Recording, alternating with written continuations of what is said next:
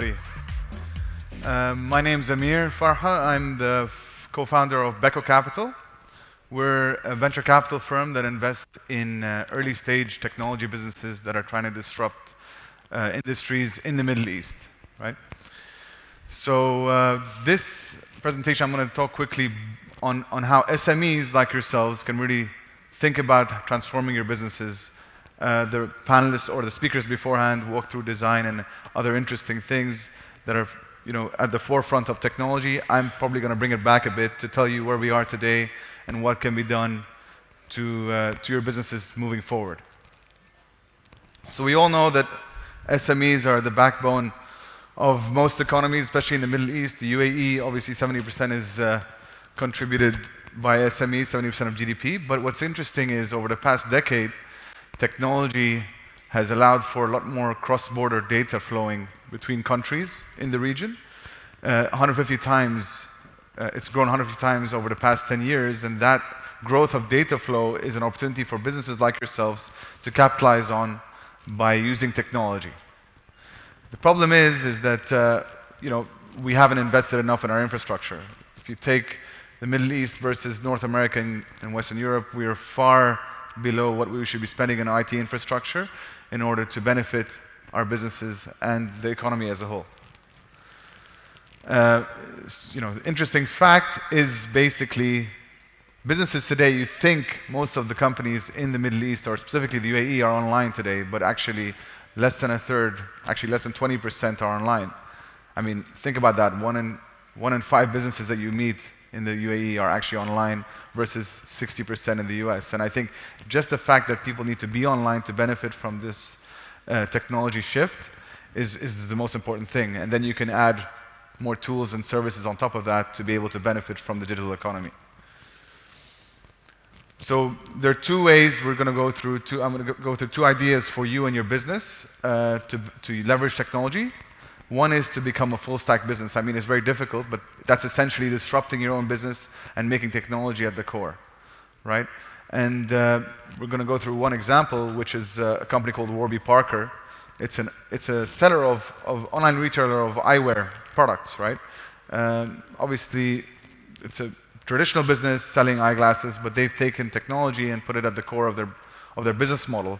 And technology allows them to sell directly to the customer. They also allow to enhance the experience of the user by a virtual tool that they created to allow them to try on glasses without having to be in the store, and that's transformational from a retail perspective.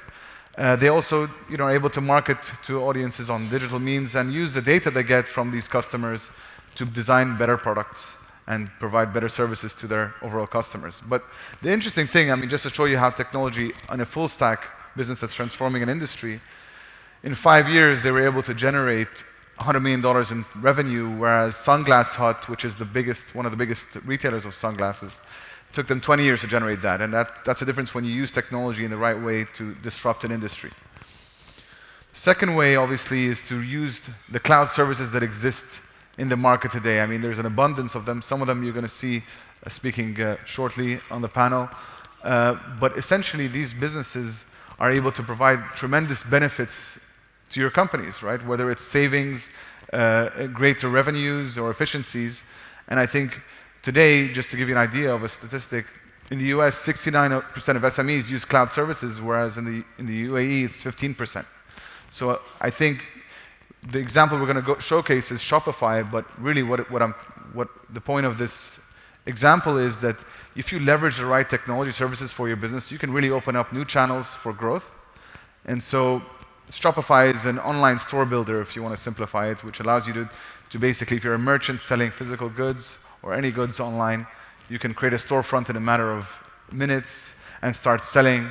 They've solved all the hassle of integration with logistics, payments, and analytics so that you can go and create a new revenue channel for your business.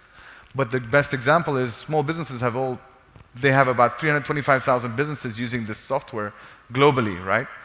And these businesses in last year alone have done $10.6 billion of trade, right? So 10.6 billion, just to give you an idea of the type of channel that's opened up. And a business like one of the success stories we're using here is a company called Beardbrand But in less than a year, they were able to open up a revenue channel that allowed them to generate $120,000 of new revenues, monthly revenues. But the point here is, this is basically showing that if you digitize as a business and if you use the digital in the right way and you actually integrate it properly into your business, naturally you'll be able to benefit from these revenue increases or productivity enhancements, and therefore you'll be able to contribute to GDP. So the more digital an economy is, the more solid its sort of non-oil GDP. And given that we're in an oil-based country, I think it's important that all of us really think about using technology so that we go up that curve and to the right. So the 2 points, just to give you an idea, summarize before we get these guests on the panel, is that we're expecting to see $100 billion of new GDP being created in the next 3 years by technology, right? By all your businesses using technology and investing in technology. We obviously are investing in startups, and we think that that's a huge opportunity for all of you to benefit from, including, most of the stakeholders in the ecosystem. The other thing is that as you hire digital people or in jobs in your businesses, each digital person creates 2 to 4 new jobs. So think about that for impact in terms of job creation. So that's the summary. I'm going to invite Talal and Rami on the stage, and we can talk about how they're using technology to transform their businesses and their customers as well. Talal Bayaa, founder of Beardbrand. Rami Salman, founder of WrapUp. Thanks for that, guys. So maybe for the audience's sake, maybe you guys can walk through your journey of starting both your companies. Maybe Talal can start with Beardbrand. Sure. So I was born and raised here in the UAE, and I studied bioengineering in the US, came back in 2008, and initially did 2 years of investment banking and 2 years of private equity.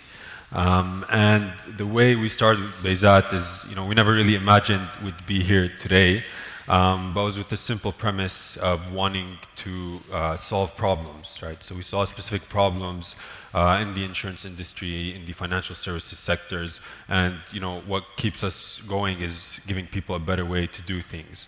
So it started with solving one small problem, then we saw more opportunities, decided we needed to hire some people to help us solve these problems, and then you were crazy enough to invest in us, and the rest is history. But can you just maybe elaborate on what Beardbrand does? Absolutely. So Beardbrand is a technology company that provides insurance and HR solutions. So we're really focused on the HR administration piece and how that affects medical benefits and the employee's experience as well. We operate in a very paper-driven industry that's heavy on the administrative side. And our goal is to both provide a better customer experience and help our clients save time and money by automating, everything to do with insurance and HR. Thanks. Great. And Rami, maybe talk us about WrapUp and your journey so far. Yeah. Very similarly, actually, I think all entrepreneurs start off by trying to solve a problem. The problem I faced was I was working in a consulting firm, Bain & Company at the time. And basically, I was managing 7 different client teams, and I was up until 3 in the morning trying to write minutes of meeting from my back-to-back-to-back meetings.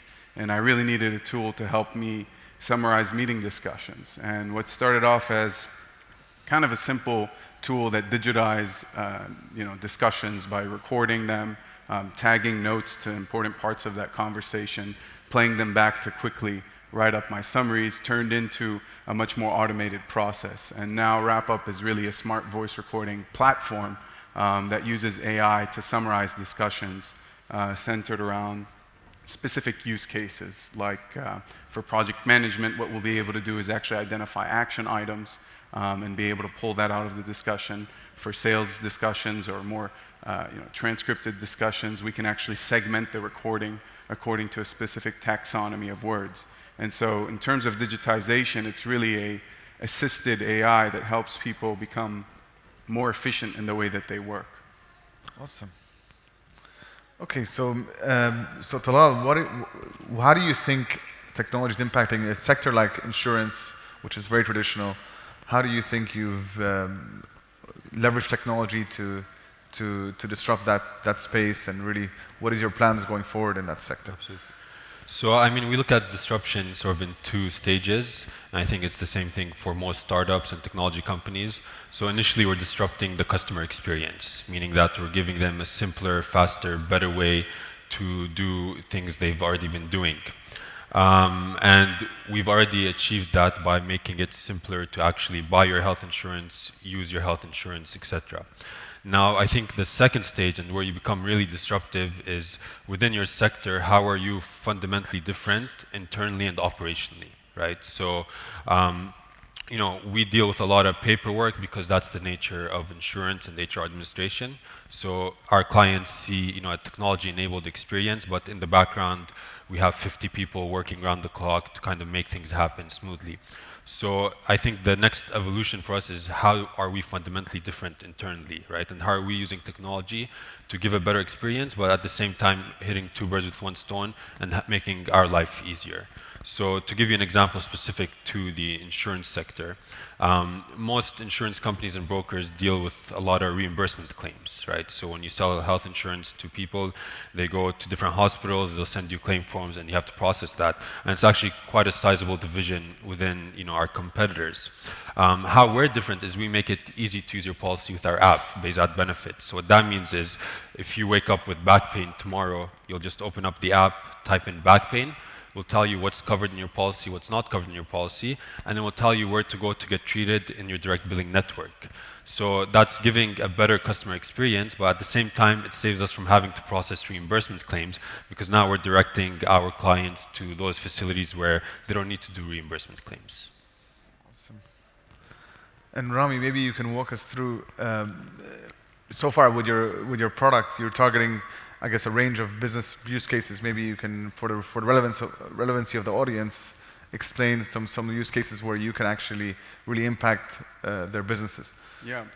So we're a consumer-facing app on a general basis. You can download it. You can use it for any one of your kind of discussions. But what we're focused on currently is actually working with sales teams to really segment their conversations. So teams like Beardbrand, which have large, fledgling, growing sales teams, are basically trying to build training programs, build an understanding of how their sales calls are going. And everyone records these conversations, but they're not able to add that level of intelligence, right? So audio is a linear form of digesting information. You have to listen to the whole thing to really get the content.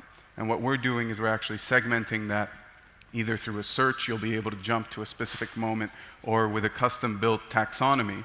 So words like, pre-existing conditions, previous insurance providers will be tagged in the conversation, automatically segmented for quick review. And then furthermore, we can build, as you go deeper and deeper into these layers, intelligence that can deal with things like objection handling, typical things that Beardbrand must face in their sales conversations or in their discussions that they want to be able to flag and actually actively look at. Instead of siphoning through a large set of data and really trying to understand how things are going, what's happening in the discussion can actually be layered up and used for intelligence. Awesome. So I guess the question is for both of you, because you're both doing sort of different, tackling different problems. How do you see the role, in the case of, let's say, sales teams, how do you see that changing with the job of a salesperson changing with your kind of tool set? Is it going to make it easier for them to or at least develop their skill sets better? What do you see happening, at least as a role of a salesperson? I mean, at the core efficiency gain, you gain that time. So 30% of a salesperson's time is actually spent selling. How can we increase that? With these efficiency gains, whether it's in handing it off from a qualified lead to the more technical person that needs to understand the information, listening in to the customer directly instead of asking the questions again, there's that basic understanding of efficiency gain that can be saved. And then when you look at sales enablement and sales training, managers want to spend 20% of their time training their sales staff, but they only spend about 5%. And so technologies like these can help them enable their team to become more intelligent, more proactive in understanding what are some of the new things that we should be looking for. If we have a new product, how are customers reacting to it? Instead of doing surveys to understand the customer voice, you can understand that in real time. So these technologies are there to really assist you in enabling your work and enabling your workflow. And voice is something that you think is going to be an upcoming technology that you... I mean, if you think about it, 30,000 years ago, we used to only communicate through sound. The advent of writing was about 5,000 years ago, and we're still scribbling down notes the same way. Voice is it's data, and we leverage that data for businesses to really move forward and create momentum out of their discussions. Amazing. So Talal, I guess you're tackling a pretty old industry where regulation is not very clear. I mean, the path for technology, what are the exciting things you can do in terms of automating this and improving this sort of legacy industry, I guess? So, I mean, we're trying to move from a phase where people are managing work to actually managing processes. So I don't think, adopting technology and automating these processes eliminates the need to hire people. At the end of the day, the company with the best people is always going to win out. And, now we're kind of in a very fast growth stage. And what that means is we need to actually hire more people, even though we do use a lot of technology, because it's a very competitive world. Doesn't matter what sector you're in, you're going to face a lot of competition. And having salespeople, I mean, obviously, our allocation is a bit different. We don't hire as many people on the operations side or the administration side. But the fact that we have more salespeople, or the fact that we have more customer service agents, means that we're able to scale faster. We're able to shorten our cycle times. And obviously, humans are still social creatures, right? To give you an example, we have a client called Deliveroo, and they're in the food delivery business, and they have pretty major competition, such as Uber Eats, right? But where they differentiate themselves is because they have a phenomenal call center, right? People don't want you to mess with their food, and if they have a problem, they want to be able to call you up and get great customer service. So I think with technology, we're able to allocate resources to different, competencies or departments and eliminate the need for others. But we don't think that, we're going to grow into a $100 million business with 20 people. We still see the need to actually hire more people. But do you see like the customer experience or the user experience on the insurance side, purchasing insurance, using insurance? You're kind of disrupting that at least with the app today, but do you see it being disrupted where the time to get your policy is shrunk and all these other benefits that the user can get, whether it's claims and all these other things? Yeah, absolutely. I mean, you'll always need some sort of human interference, but the goal is with technology, you can kind of eliminate 90% of those touch points, right? So with Bayzat, you can actually fill out your medical application form online. We're implementing AI so that you can actually learn about the policy through free text input, and that will eliminate the need for us to service 80-90% of our clients through human interaction. And that means our existing salespeople or customer service agents are just managing that process, actually managing the technology platform, helping improve it, and then providing the human touch when needed. So I guess for maybe the last question for both of you to think about is what are your thoughts on digital transformation, given that you're in a position of really trying to change behavior of customers and businesses? How do you see that progressing, and maybe you can share your thoughts on that? Digital transformation isn't only about the tools that you can use, it's about the culture. So if your culture is still working in an ancient way, then digital transformation is not going to change that, right? Plugging in the right tool is not, putting in a Dropbox. If people don't know how to use that culturally, if they don't know how to create a shared collaborative environment where we're discussing things proactively, if we're not putting in the mechanisms as a small business, large businesses, they have those internal programs, those trainings to really build that culture, but small businesses tend to lack in that department. And it kind of lands on the leadership team of those small businesses to really implement a cultural change within the organization, top down. And then I would also add that bottom up, I mean, in the digital age, you can go and download Bayzat or Wrap Up right now. It's not only top down, but millennials and everyone are bringing these tools that enable them in the rest of their lives to become more efficient, and they're bringing them into the workplace. So listen into these young hires that can really help build a culture of digital transformation. Thank you. Talal? I think the challenge is with digital transformation is it's not about changing people's habits, it's about empowering their habits. And I think that was a significant mind shift for us. So when we talk about product, we're really thinking about how people operate today and how do we actually make it faster, simpler, but then also not requiring them to have a significant change in their mindset. So I think that's the key takeaway for us in the last 2 years on the product side is when our products need to empower people's existing habits. Okay. Well, guys, thank you for your time today. Thank you. I hope you appreciated the feedback and insights. Thank you very much. Thank you.